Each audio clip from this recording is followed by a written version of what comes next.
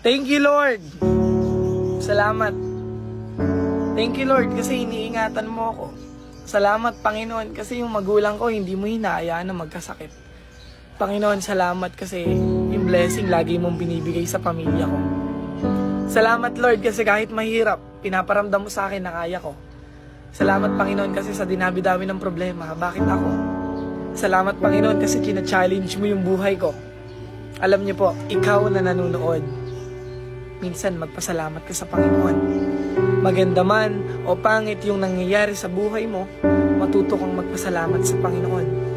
Dahil siya lang naman yung dahilan kung bakit ka matibay, kung bakit ka lumalaban, kung bakit may nakakaharap kang mga problema. China-challenge ka ng Panginoon dahil alam niyang kaya mo. Alam niyang mapagtatagumpayan mo.